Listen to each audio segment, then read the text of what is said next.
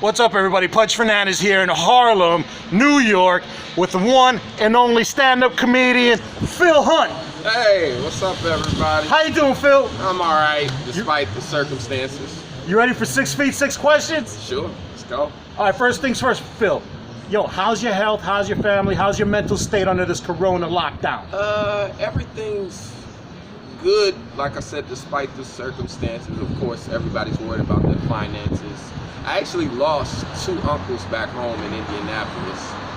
And it was actually before the pandemic started, so we're not really sure if it was related or what, but it was so close that now I have questions. You know, one uncle even passed out at my aunt's funeral and never got out of the hospital. And then another uncle, different uncle, different side of the family, he had a stroke, 2 weeks before all of this lockdown and stuff started. So just a lot of questions right now. One of the questions people are worried about is how they're going to maintain themselves financially. Have you gotten your stimulus check? What'd you do with it? What are you doing to maintain? I did get my stimulus check. I am drinking a lot to maintain because liquor stores, fortunately, are an essential business in New York. I don't think any of us saw that coming. I don't think any of us thought that liquor stores were essential businesses, but I am not complaining. What sport do you miss the most and can't wait to have again? Oh man, dude, seriously? Every night for almost 15 years, I've been either doing comedy or watching the NBA or doing both. So not having either thing has just been so annoying. And on a personal level, to stay in shape, I even play basketball, and NYC Parks and Recs did this nice little thing where they took all the basketball rims. Yeah, I don't know, it feels a little racist. Because they took the basketball rims, they left the tennis nets, and they left the walls for wall ball. So I'm like, I don't know, it seems very specific audience. You were talking about comedy. There's a big split in the community in regards to where comedy's going in the future. Everybody's on Zoom, online. Is that where we're gonna be? Is comedy coming back? Is it gonna be like the old days? I hope it comes back, but I don't want to be the old guy that just sounds like I'm talking about, I don't know, freebasing or basketball before the three-point line, Sometimes crack comes out and you just gotta go with the tide, man.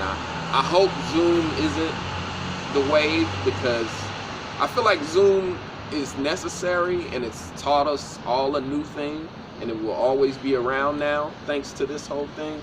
But I don't think it can ever be primary. Like, that connection that people feel in a live space is needed. And it's not just us, it's NBA players, it's rappers, it's actors, it's preachers, even they're having to do their thing. Even if we have to do it, SeaWorld style, live shows, but the crowd has a splash guard, then that's what we gotta do. But it definitely has to be closer. As far as the corona news and the press conferences, who do you follow? Who do you trust? Do you follow Trump? Do you follow the mayor, the governor? Who do you follow?